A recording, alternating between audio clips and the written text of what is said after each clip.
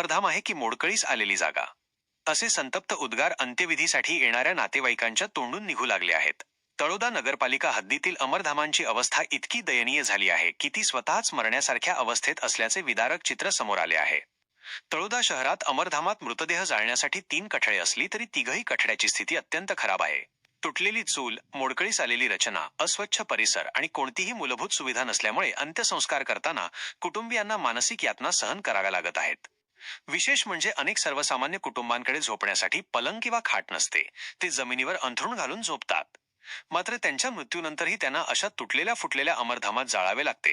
हे कितपत मानवतेला शोभणारे आहे, असा संतप्त सवाल तळोदा शहरासह तालुक्यातील नागरिक करत आहेत.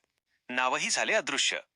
धक्कादायक बाब म्हणजे अमरधामाच्या गेटवरील कमानीवरून तळोदा नगरपालिका व अमरधाम हे नावही अदृश्य झाले आहे. त्यामुळे शहरात नवीन येणारे लोक हे ठिकाण अमरधाम आहे हे ओळखूच शकत नाहीत.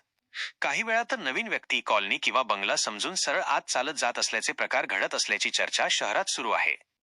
तळोदा नगरपालिकेवर मागील 3 वर्षांपासून प्रशासकीय राजवट होती. मात्र या काळात अमरधामांच्या दुरुस्ती, स्वच्छता व सुशोभीकरणाकडे पूर्णतः दुर्लक्ष झाल्याचा आरोप नागरिकांकडून होत आहे. आता लोकनियुक्त नगराध्यक्षा व सर्व नगरसेवकांनी याकडे तातडीने लक्ष देऊन अमरधामांची दुरुस्ती, गेटवरील नामफलक पुन्हा उभारणे, स्वच्छता व आवश्यक सुविधा उपलब्ध करून द्याव्यात अशी जोरदार मागणी होत आहे.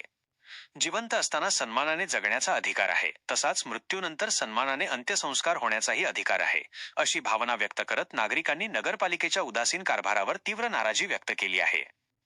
पार्थ न्यूज संपादक हर्षल चौधरी.